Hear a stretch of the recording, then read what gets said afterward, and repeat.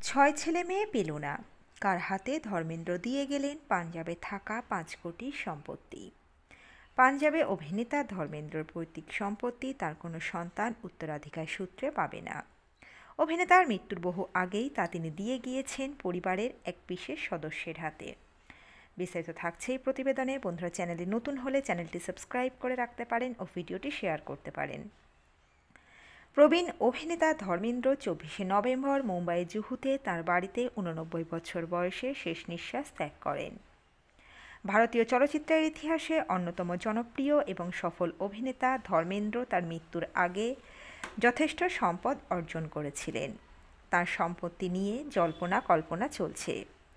একাধিক রিপোর্টে দাবি করা হয়েছে যে উত্তরাধিকার সূত্রে পাওয়া সম্পত্তি নিয়ে তার পরিবারে কোনো ফাটলের খবর নেই।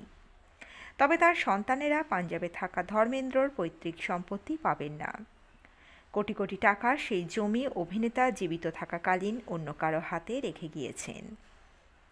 মায়ের গ্রাম পাঞ্জাবের নসরালিতে জন্মগ্রহণ করেন ধর্মেন্দ্র, আর বাবার বাড়ি ছিল নিকটবর্তী ডাঙ্গন গ্রামে। সেখানেই বড় হয়েছেন অভিনেতা। তার বাবার সেখানে জমি ছিল, তবে ১৯৫০-এর দশকে ধর্মেন্দ্র মুম্বাইয়ের তৎকালীন বোম্বে চলে যাওয়ার পরে তাঁর খুড়তুতো ভাই আর তাঁদের ছেলেরা সেই কৃষি জমিতে চাষের কাজ করতে থাকেন। একাধিক প্রতিবেদন অনুসারে বর্তমানে জমি এবং বাড়িটির মূল্য আনুমানিক ৫ কোটি টাকা। ২০১৫ সালে অভিনেতা যখন নিজের গ্রামে গিয়েছিলেন তখন সেই জমি তিনি ভাইয়ের ছেলেদের নামে লিখে দেন, কারণ কয়েক দশক ধরে তাঁরাই সেগুলি রক্ষণাবেক্ষণ করে আসছিলেন। তাঁর ভাইপো বুটা সিং দেওল সংবাদ মাধ্যমকে জানিয়েছেন, ধর্মেন্দ্র কাকা আমার বাবা মনজত সিংয়ের খুড়তুতো ভাই ছিলেন। শেষবার তিনি গ্রামে এসেছিলেন ২০১৯ সালে, যখন তাঁর ছেলে সানি দেওল গুরুদাসপুর থেকে সংসদীয় নির্বাচনে প্রতিদ্বন্দ্বিতা করেছিলেন। আমিও তার পক্ষে প্রচার করতে গুরুদাসপুরে গিয়েছিলাম।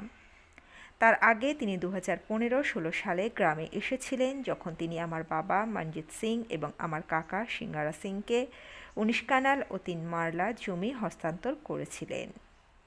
যেহেতু তিনি কয়েক দশক আগেই মুম্বাই চলে গিয়েছিলেন, আমাদের পরিবার তাঁর জমির যত্ন নিচ্ছিল এবং আমরা তাতে চাষ করছিলাম। তিনি কখনোই তার শিকড় এবং আমাদের ভুলে যাননি, এমনটাই জানান বুটা সিং দেওল। ধর্মেন্দ্র ১৯৫৪ সালে তাঁর প্রথম স্ত্রী প্রকাশ কৌরকে বিয়ে করেছিলেন। সানি ও ববি সহ দুজনের ৪ সন্তান রয়েছে। ১৯৮০ সালে তিনি তার প্রথম স্ত্রীকে ডিভোর্স না দিয়ে সহকর্মী সহ অভিনেত্রী হেমা মালিনীকে বিয়ে করেছিলেন। এই বিয়ে থেকে তার ২ কন্যা ঈশা ও অহনা জন্মগ্রহণ করেন।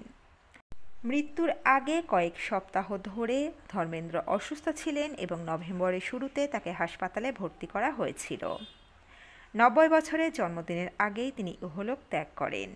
তাঁর শেষকৃত্য ও প্রার্থনা সভায় উপস্থিত ছিলেন বলিউডের অনেক তারকাই। তো বন্ধুরা, এই প্রতিবেদনে ছিল এতটুকুই। দ্রুত ফিরে আসছি এরকমই নতুন কোনো প্রতিবেদন নিয়ে। আমাদের অজানা গল্প চ্যানেলের সঙ্গে থাকার জন্য সকল দর্শক বন্ধুকে অসংখ্য ধন্যবাদ। দেখতে থাকুন, চোখ রাখুন আমাদের অজানা গল্প চ্যানেলে।